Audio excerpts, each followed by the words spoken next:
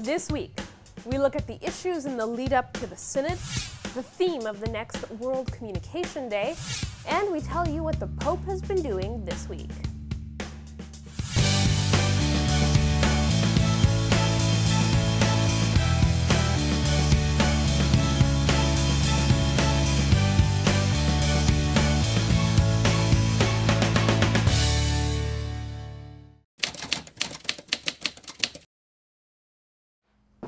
Hello and welcome to this edition of Vatican Connections, where we are going to explore the issues for the upcoming Synod. We are preparing for the Synod of Bishops on pastoral challenges to the family, but before we delve into those hot topics, let's see what else has been happening in Rome. Now, the theme for the next World Communications Day has been released by the Vatican. The Pope's message will focus on communicating the family. In an announcement on September 29th, the Pontifical Council for Social Communication said the challenge facing the Church is how to share with the world the beauty of love, life, and marriage between a man and a woman. The Pope's message for World Communication Day will be released January 24th, which is the feast of St. Francis de Sales, who is the patron of journalists. The actual day itself will be marked May 17th, the Sunday before Pentecost. Speaking of communication, the commission entrusted with reviewing the Vatican's media outlets met for the first time this month. The commission is made up of 11 experts from around the world and is led by Lord Christopher Paton, who previously served as the head of the BBC Trust. He told Vatican Radio the group is drawing up proposals for how the Vatican's 11 media outlets can best communicate the Church's message in the 21st century. Lord Paton said he hopes to be able to present concrete proposals to the Secretariat of State by early April. With the rise in tension in the Middle East, the tensions between Ukraine and Russia have been pushed to the back burner of international news.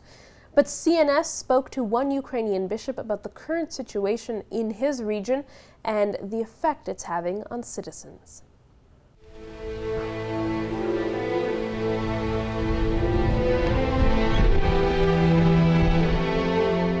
Ukraine is presently in an extended, arduous pilgrimage from fear to dignity.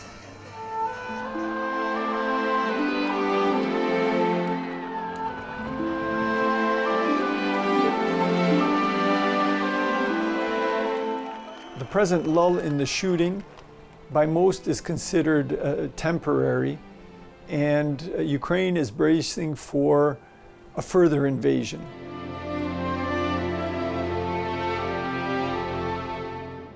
Tens of thousands of people are suffering from post-traumatic shock. There are thousands of injured people.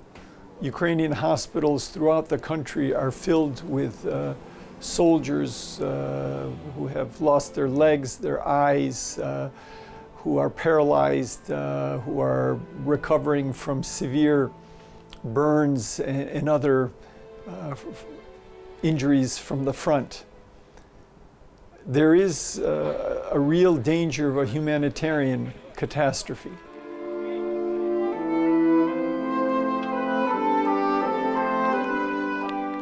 This conflict is not a regional one, but it is touching people around the globe. And the aggression of Ukraine's northern neighbor endangers the whole network of international relations and political security. I think when the Holy Father speaks about a third world war, he is speaking about something that is not impossible. And the presence of nuclear arms in the hands of people demonstrating wanton aggression is something we all need to pray and fast about.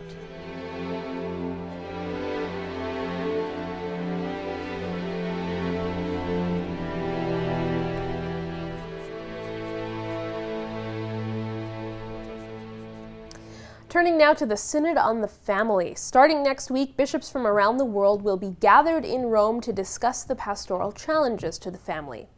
During the consistory last February, the cardinals discussed the themes for the synod, and CNS has this review of what came out of that meeting.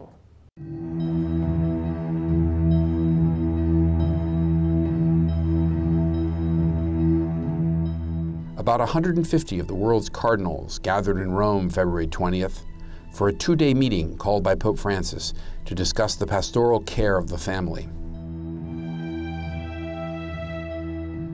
Departing from protocol, the Pope arrived in the Vatican Synod Hall ahead of many of the cardinals and cardinals designate. He stood in the narrow entryway, greeting those who arrived after him. In his opening remarks, the Pope said that the 2 days of discussion would focus on the family, which he called the basic cell of human society. La nostra riflessione avrà sempre presente la bellezza della famiglia e del matrimonio, la grandezza di questa realtà umana così semplice e insieme così ricca, fatta di gioie e speranze, di fatiche e sofferenze come tutta la vita. Pope Francis said the Church's pastoral approach to helping families must be intelligent, courageous, and full of love, because the family today is looked down upon and mistreated. The opening talk was given by retired German Cardinal Walter Kasper, a theologian who has written a book Pope Francis admires on mercy as one of the most basic traits of God and as the key to living a Christian life. Cardinal Kasper has also called, in certain circumstances, for allowing divorced and civilly remarried couples to return to the sacraments even without an annulment. He dedicated one section of his talk to the theme of divorced and civilly remarried Catholics. According to the Vatican spokesman, the Cardinal treated the topic broadly, insisting that the Church's response to such situations must show both fidelity to the words of Jesus and an understanding of the mercy of God in the lives of people and therefore in the pastoral work of the Church.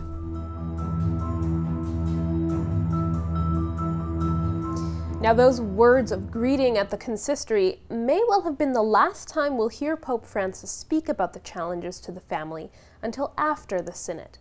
Pope Francis is reportedly quite concerned that any statement he makes might influence the discussion and outcome of the synod. He wants an open, honest examination of the issues, not a group of bishops trying to please the boss. So far, there's been some very frank public discussion on hot-button issues like sacraments for divorced and remarried Catholics and changes to the annulment process. Sebastian Gomes spoke to Cardinal Walter Kasper, the retired head of the Pontifical Council for Christian Unity. Cardinal Kasper has said in the past that the Church should look at allowing divorced and civilly remarried Catholics to take part in the sacraments under certain circumstances. He's also written several books and taught about mercy. Sebastian asked Cardinal Kasper what the world needs to see out of this synod. Family is a question for everybody, but families today are in many situations of crisis. It's a crisis in our Western society, which is often very anti-family, with labor, with economy and so on. But there's a crisis also in other parts of the world, in situations of persecution, of migration and so on. And therefore, I think one expects now from the Church to speak about family, to give some guidance to people. There is also a lot of controversy. What is a family all about? There are many different conceptions today. The Catholic Church holds that family is a union of life and love of one man and one woman, together with their children, which are normally the offspring of this common life of men and women. And I think we have to say that's a good message for our world, but the Church has also to reflect how to help people to reach and to achieve the happiness of their life, because most of young people want happiness in the realm of a family life. Now, that was just one part of a much longer conversation between Cardinal Kasper and Sebastian. Tune in this Sunday at 7 p.m. Eastern to watch the full conversation. Did you know? The upcoming synod is an extraordinary synod of bishops. That means the president of every country's bishops' conference is automatically invited to participate, along with the heads of Eastern churches and 3 representatives of religious orders elected by the Union of Superiors General. For an ordinary synod, every country picks 3 delegates. Now, we have producer Sebastian Gomes on location in Rome, where he will be covering the Synod for Salt and Light. Sebastian, thank you for making time for us. I know it's very busy out there. Let's talk a little bit about the way that this Synod is going to be communicated to the rest of the world. I understand it's a little bit different from the past. Well, this is such an important question, as you know. There's a huge expectation for this particular synod. You know, we know it's the first Synod of Bishops is going to take place under Pope Francis, and with all the things that he's been saying about synodality and collegiality, this is really the most practical and tangible expression of all those ideas and visions that he's spoken about. So, how do you communicate that? Now, what's interesting is, unlike the 2012 Synod on the New Evangelization, where the bishops' interventions, the little speeches that they gave every day, were made public, or a summary of them was made public, for this Synod, this extraordinary Synod on the family, that's not going to happen. The Vatican made a decision not to publish the bishops' interventions. Now, some people are kind of saying, well, is this really a step backwards? Because there seems to be less communications transparency than there was in the past.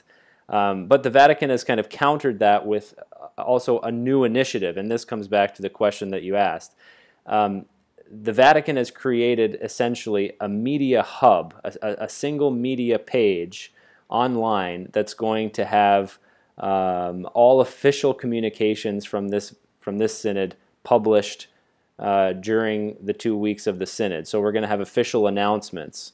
And then also Salt and Light is going to be inside the synod every day, doing interviews during the little breaks, the coffee breaks in between the sessions, doing television interviews with the synod delegates and the synod fathers. And those will be edited here in Rome and then put up on this page. So there is this Vatican page. It's not public yet, so you can't go to it yet. It's specifically for the synod, and you'll be able to find all things synod officially as the Vatican will release them on that page. So we'll keep everybody posted on that when it's made public and how they can access it.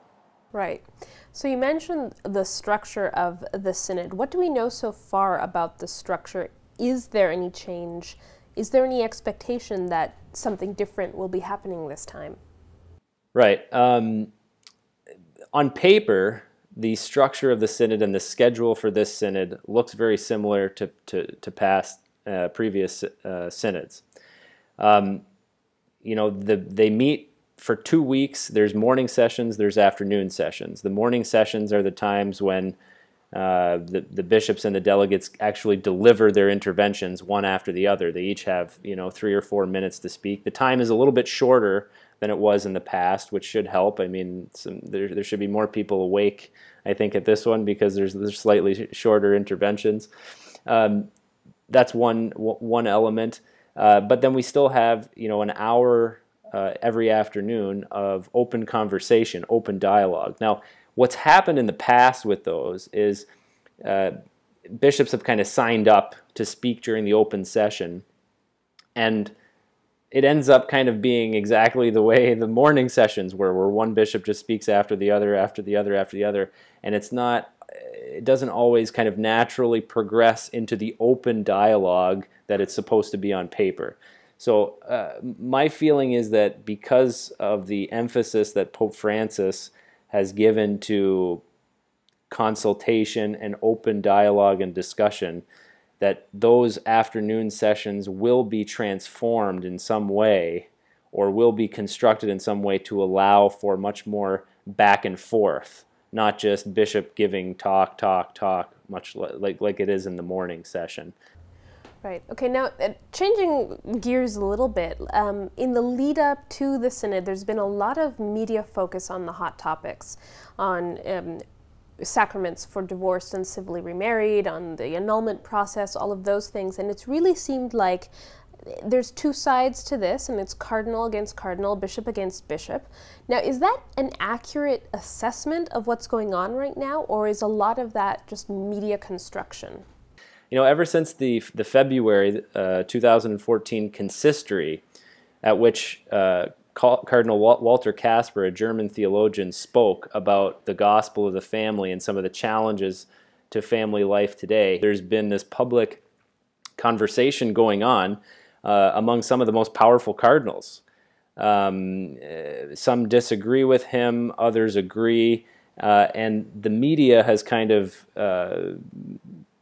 put this story together as pitting one side against the other. He said the most important thing about this synod, and no matter what the final result is that the bishops have the conversation in a very charitable and loving way.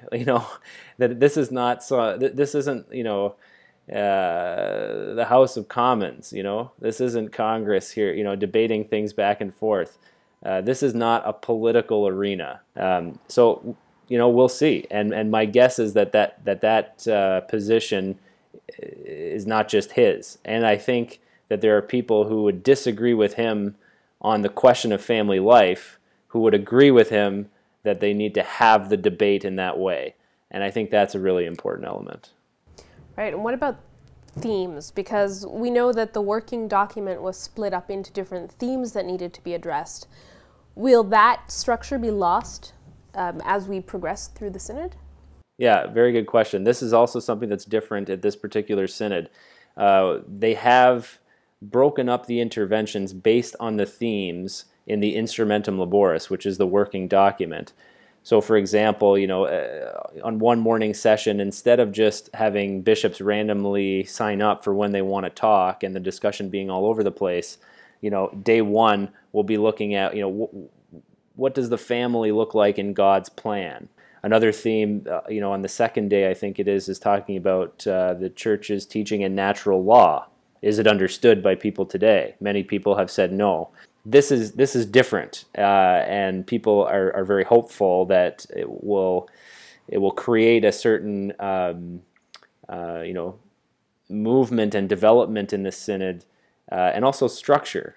Something that, like, okay, this is concrete. We know we're talking about this issue today. Let's talk about this issue, and we don't need to bring all these other elements that are also important. We'll deal with them at some other time.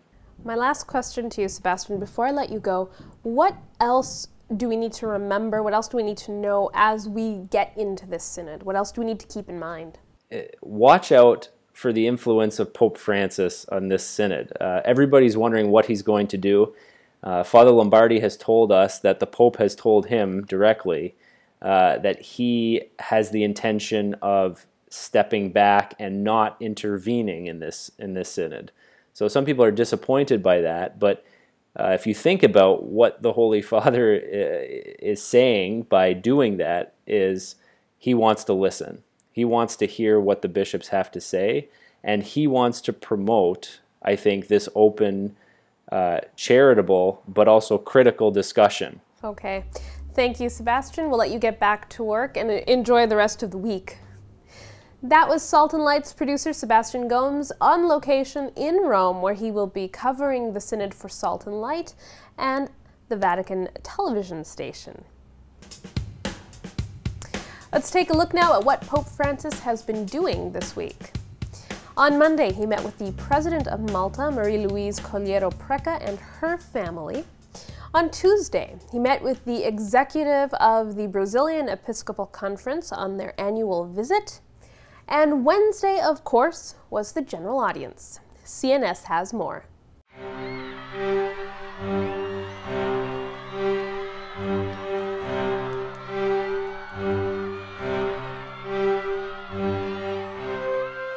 Una cosa importante che va subito sottolineata è il fatto che uno non può capire da solo se ha un carisma e quale.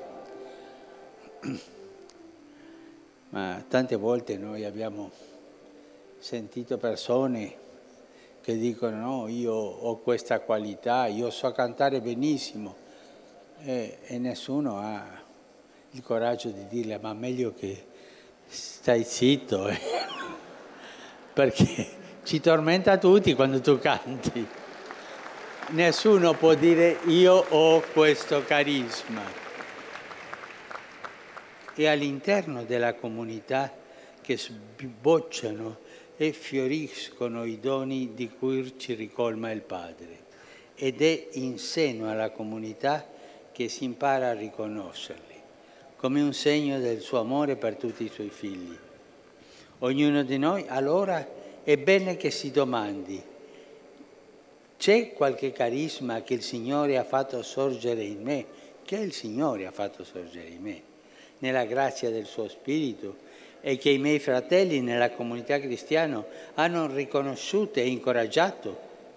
E come mi comporto io riguardo a questo dono? Lo vivo con generosità, mettendolo al servizio di tutti, oppure lo trascuro e finisco per dimenticarmene? O magari diventa in me motivo di orgoglio, tanto da lamentarmi sempre degli altri e da pretendere che nella comunità si faccia a modo mio? Sono domande che noi dobbiamo fare. On Thursday, Pope Francis met with Catholicos Mar Dinka IV, the head of the Assyrian Church of the East. And later that same day, he met with the bishops of Chad on their ad limina visit. He also met with the papal nuncios to the Middle East to discuss the situation in the region. Pope Francis himself called the nuncios to Rome for this meeting and was present to start off the discussions. He spoke about arms trafficking as the root of many of today's problems and expressed the hope that new initiatives can be developed at multiple levels to end what he referred to as a humanitarian tragedy. On Saturday, the Pope was scheduled to meet with the executive of the U.S. Bishops' Conference, and later that same day, he was set to take part in a prayer vigil at St. Peter's Square to pray for the Synod of Bishops. He would officially open the Synod on Sunday at a Mass with the participating bishops and experts. Let's look at what changes have been made in the Church around the world this week. Salford, England has a new bishop. Pope Francis accepted the resignation of Bishop Terence Brain after he reached the mandatory retirement age. In his place, the Pope has appointed Bishop John Arnold, who has been serving as an auxiliary bishop of Westminster. The Archbishop of Ciudad del Este, Paraguay, has been removed from his post. You'll recall that Pope Francis sent 2 visitators to the Archdiocese just a few months ago to investigate complaints and allegations about Archbishop Rogelio Livieres' leadership. Pope Francis has now appointed Bishop Ricardo Valenzuela Rios of Villarrica del Espíritu Santo as the administrator of Ciudad del Este. Finally, this is the part of the program where we answer your questions. This week, Mary Young asked, who takes charge of Vatican State when Pope Francis has to travel outside of the Vatican? And who takes charge when a pope passes on? Well, good question, Mary. Vatican State actually has its own government. Yes, the Pope is the head of that government, but it's similar to how a head of state is the head of a nation's government. There's a whole department, in this case, the Secretariat of State, that runs the Holy See, and another office, the Governatorato, which runs Vatican City itself, the Vatican City State. Whether the Pope is at the Vatican or traveling abroad, those departments keep things going. Of course, Pope Francis has the final say on any changes or other big decisions that need to be made. Now, when a pope dies, all the heads of Vatican departments automatically lose their jobs. But the Secretariat of State, the employees and the functionaries, keep things running on a day-to-day basis, while the Chamberlain and the Dean of the College of Cardinals step in just to keep the day-to-day functions going until a new pope is elected. Neither of them are allowed to make any changes to any constitutions or anything of that nature. It's strictly just keep the day-to-day functions running. Thank you for your question, Mary. I hope that's what you wanted to know. Keep sending us your questions about the Vatican and we'll answer them right here. Vatican Connections is interactive. We answer your questions and explain things you want to know. You can reach us on Twitter at VatiConnections or by email at info@saltandlighttv.org. We'll try our best to answer your questions during this part of our show. Well, that's it for this edition of Vatican Connections. Join us again next week as we turn our attention exclusively to the Extraordinary Synod on the Family. Don't forget, you can follow us on Twitter and Facebook and check our blog for regular updates. From everyone here, thanks for watching and see you next time.